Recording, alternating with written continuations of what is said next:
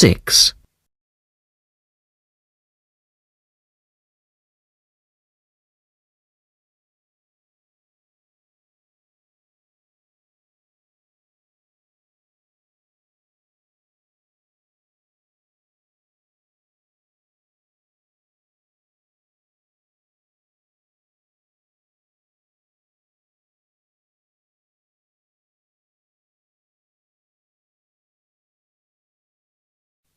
You should answer the questions as you listen, because you will not hear the recording a second time. Listen carefully and answer questions 1 to 6.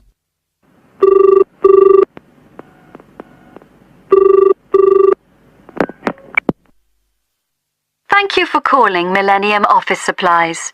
If you would like to place an order, please press 1. Your call has been placed in a queue. A customer service operator will be with you shortly.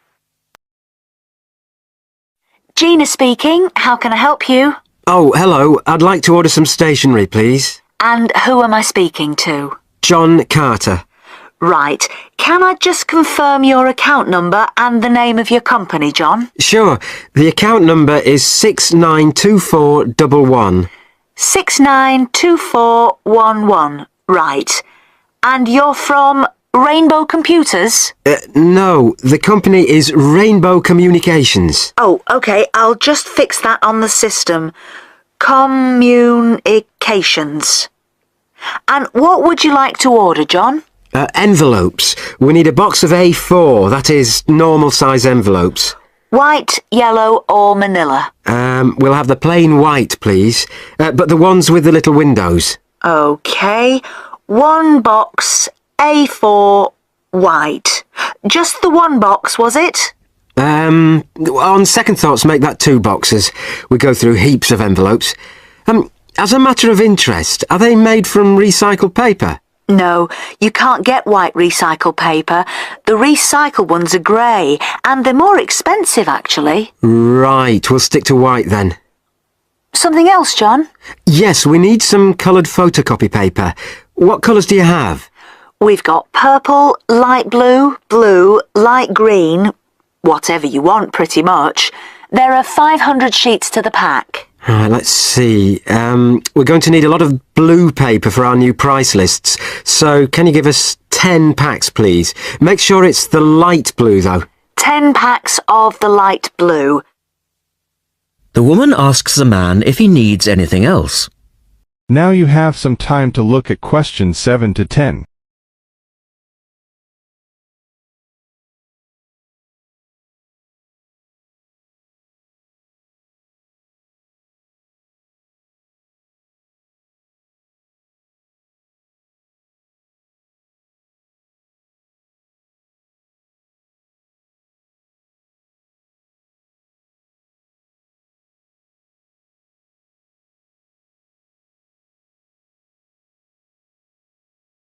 Now listen carefully and answer questions 7 to 10. Anything else that we can help you with? Let me think. What else do we need? I'm sure there was something else. Pens, paper clips, fax paper, computer supplies, office furniture? Oh yes, we need floppy disks. Do you have those nice coloured ones? Yes, but they're a bit more expensive than the black ones. Oh, that's all right. I'm not paying anyway. Right. Floppy disks. And what about diaries for next year? We've got them in stock already, and it's a good idea to order early. No, I think we're all right for diaries. But something we do need is one of those big wall calendars. You know, one that shows the whole year at a glance. Do you stock those? We certainly do. OK, can you include a wall calendar then, with the other stuff? Just make sure it's got the whole year on the one side. Sure. And do you have a copy of our new catalogue? No, I don't, but could you send one? Yes, I'll pop one in with the order. You'll find it a lot easier to remember what you need if you have our catalogue in front of you next time. Yes, good idea. And when can you deliver this? Should be with you tomorrow morning. Can you make sure that it's not after 11:30 a.m? Because I have to go out at 12. There's only myself here on Fridays. Fine. I'll make a note on the delivery docket that they should deliver before 11:30. Thanks very much. Thanks.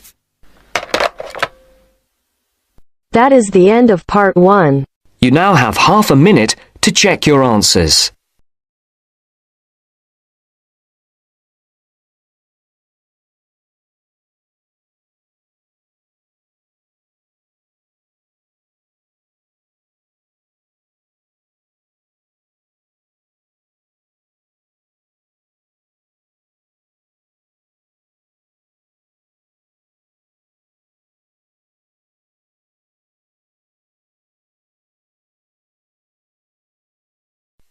Now turns to part 2. Part 2.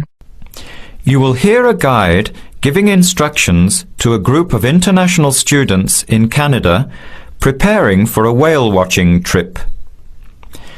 Before you hear the talk, you have some time to look at questions 11 to 16.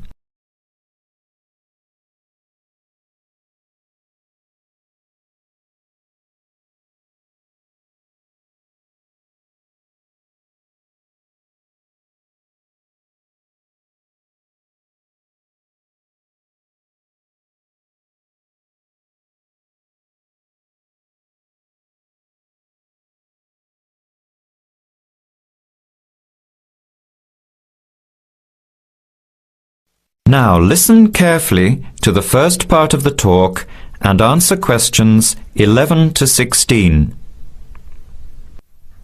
Hello, everyone. Glad to see so many happy faces on this wild and windy day. Are you all ready to go looking for whales? I'm Tony, and our other guide today is Dale. We'll be using these 2 rubber boats you see here, and our trip today will take 3 hours. In a few minutes, we'll be heading into part of the largest temperate rainforest of the Pacific Northwest. I'll show you our route on the map here. This is where we are now. We'll be leaving the sheltered bay and heading out across the mouth of the bay toward the open water. As you know, last night there were strong winds in the area, so we can't go out into the ocean as we had planned. Near the mouth, the water will be quite rough. That's where we are most likely to spot orcas, or killer whales as they are also called. After crossing the mouth of the bay, we'll enter the calmer, shallower waters. This is where you look for gray whales. Then we will continue up this narrow inlet close to the shore. You will have a great view of giant fir and cedar trees that have never been logged. Here is the place to watch for wildlife. You are likely to see bears along the shore and eagles in the sky overhead. Right at the back of the inlet here are the hot springs where we will be stopping for an hour. You can have a soothing soak in bubbling hot water before the return trip. I'll tell you a little bit about the whales now, because with the noise of the wind and the engine, you won't be able to hear much out there. As we head out in the boat, we will probably see dolphins first. They are a gray color and quite small, 1 to 2 meters long. They will swim right beside the boat, racing along and sometimes jumping out of the water just ahead of us. They swim very fast, and they are playful and curious. They're really fun to watch. The next ones we'll see are orcas, or killer whales, which are actually members of the dolphin family. They are 7 to 8 meters long, very fast, and they have sharp teeth. Some stay in these waters all year round. We identify them by the distinctive black and white color. They feed mainly on salmon in these waters, but the orca diet can include seabirds, seals, dolphins, and other mammals. They can be fierce hunters, and this is why they are called killer whales. We should start watching for them as soon as we get out toward open water. We're likely to spot the orcas from a considerable distance. Watch for the black and white marking and mist spouting from the blowholes on top of their heads. Just outside the inlet is where we will probably see gray whales. The grays are migratory. They pass through here twice a year, moving from far in the north where they feed to the warm southern waters where they breed. You are very lucky today because several have been reported in the area. Unlike the orcas, greys are solitary, except when you see a mother with a calf. The gray whales are much longer and heavier than the orcas, 14 meters long and weighing up to 30 tons. The gray whales are filter feeders, gathering tiny ghost shrimp from the sand at the bottom. We recognize greys from their tail fins because each one is different. Once we find the whales, we'll come up as close as we can safely.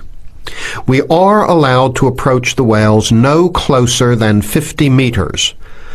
But that feels pretty close when you are in the presence of animals this big. You'll see mist coming out of the blowholes when they breathe out, and you'll hear a loud hiss. If we are downwind, we might even be able to smell them, a strong, fishy smell. Before the talk continues, you have some time to look at questions 17 to 20.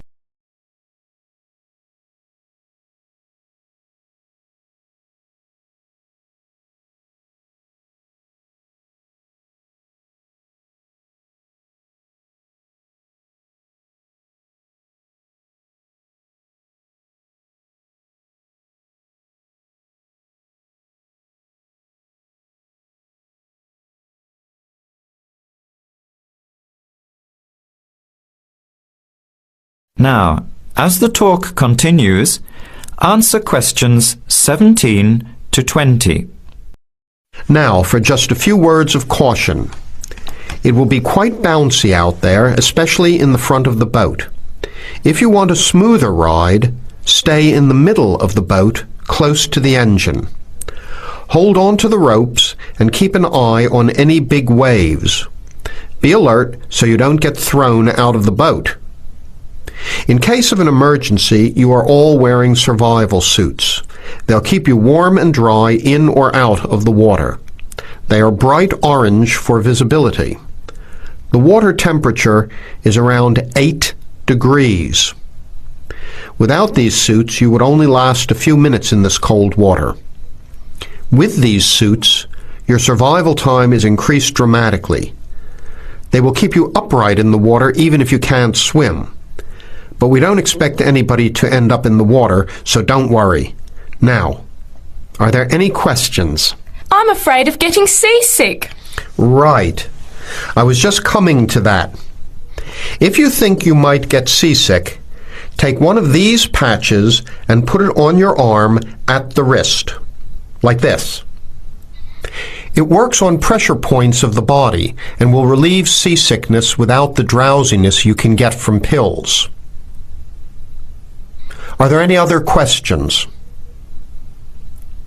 All right then, let's start loading up the boats. We leave in 5 minutes. That is the end of part 2. You now have half a minute to check your answers.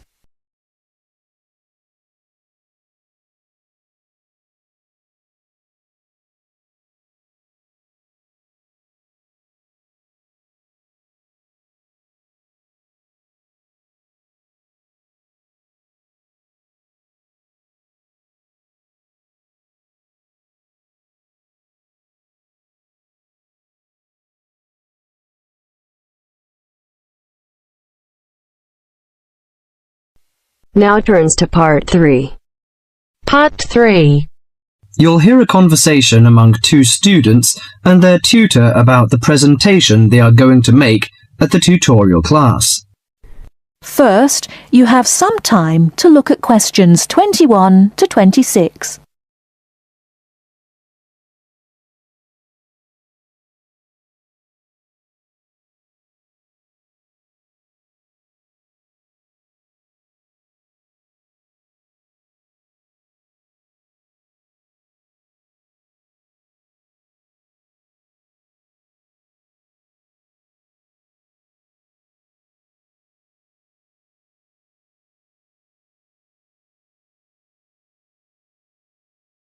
Now listen carefully and answer questions 21 to 26. Right, Jason and Karen. How are your presentations for the next tutorial class? I feel a bit nervous. I haven't done that before. Although many of my classmates in the same tutorial group have finished theirs. But I think them a little uninteresting because they just read out their notes. I hope mine will be more attractive It seems you have a higher demand for yourself. As for me, I have no sense of uneasiness because I made one last semester. But I feel no sense of satisfaction about it. It lacked strong arguments, I think. How much did you get for the last presentation, Jason? 83% actually, but my goal for the next one is over 87%. It's pretty good. What is your topic for this one? Strategies for reading. I feel my biggest problem is in the reading speed, rather than vocabulary, which is most students' problem though. I am slow, especially in reading articles on my major courses. They are complex and dull. Have you found any effective methods? Well, I am not quite sure.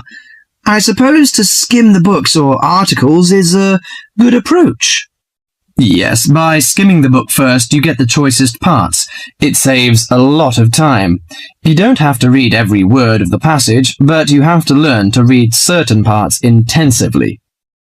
Yes, I include that in my presentation. There is one thing I'm not clear yet. Why don't we make presentations more related to our major? Once you learn to write clearly, read analytically, and listen to lectures effectively, you'll begin professional tutorials. That means you should start from the basics. Well, Karen, how is your presentation? Before you hear the rest of the talk, you have some time to look at questions 27 to 30.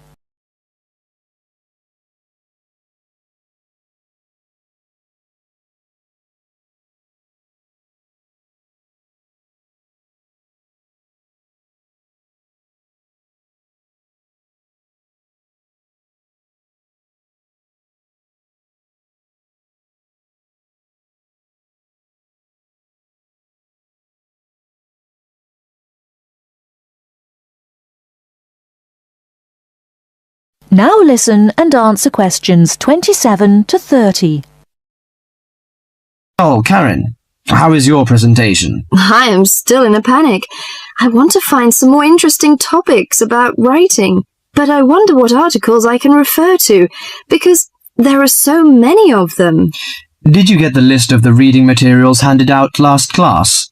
Yes, but there are over 20 on it.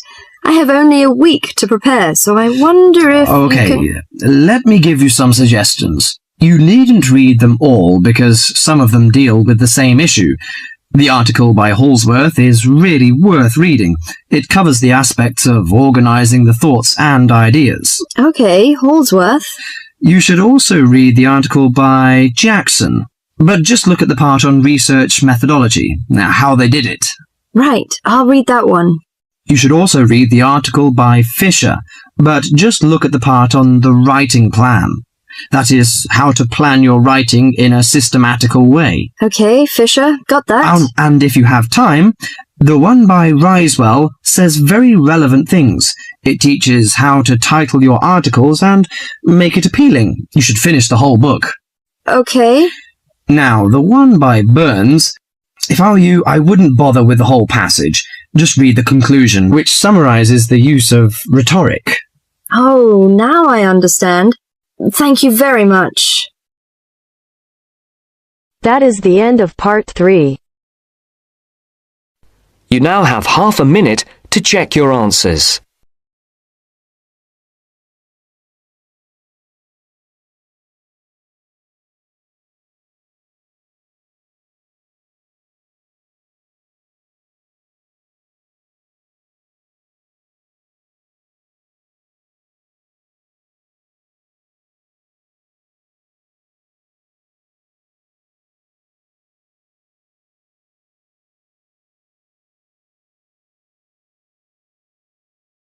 Now turns to part 4. Part 4. You will hear an extract from a talk about preventative medicine, specifically how students can look after their own health. Listen to what the speaker says and answer question 31 to 40.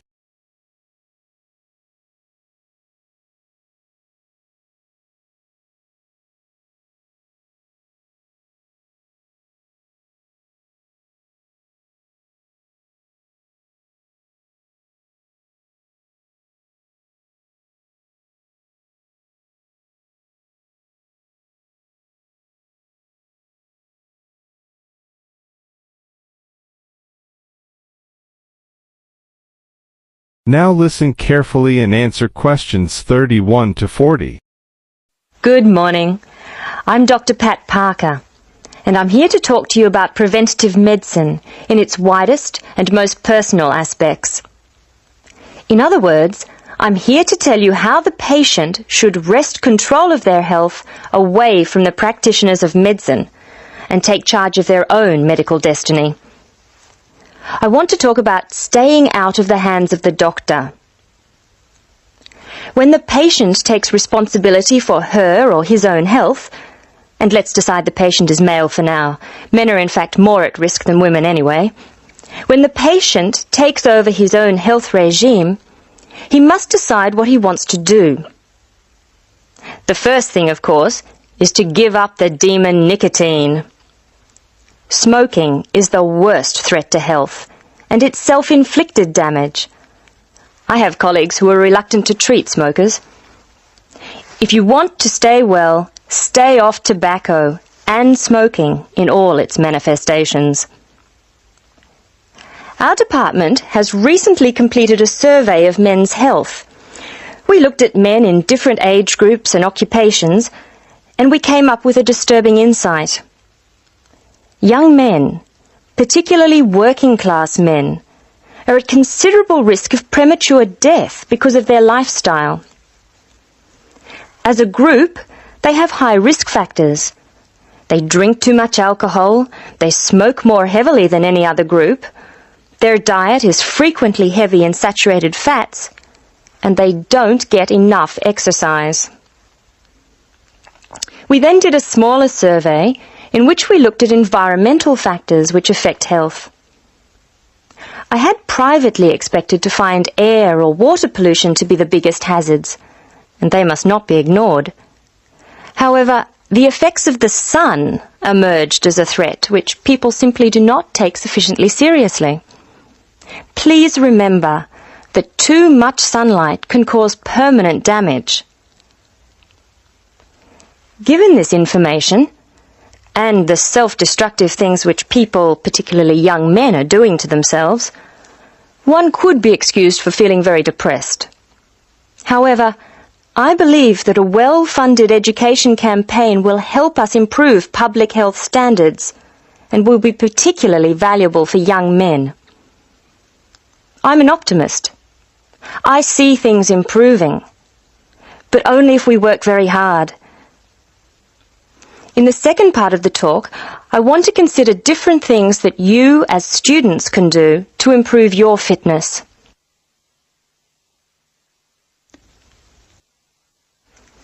So now I'd like to issue a qualification to everything I say. People will still get sick, and they will still need doctors. This advice is just to reduce the incidence of sickness. It would be great if disease were preventable, but it's not. However, we have power. In the late 80s, the Surgeon General of the United States said that 53% of our illnesses could be avoided by healthy lifestyle choices. I now want to discuss these choices with you. You should try to make keeping fit fun. It's very hard to go out and do exercises by yourself. So it's wise to find a sport that you like and play it with other people. If you swim, you can consider scuba diving or snorkeling. If you jog, try to find a friend to go with. If you walk, choose pretty places to walk or have a reason for walking. Your exercise regime should be a pleasure, not a penance. The university is an excellent place to find other people who share sporting interests with you, and there are many sports teams you can join. This, unfortunately, raises the issue of sports injuries, and different sports have characteristic injuries.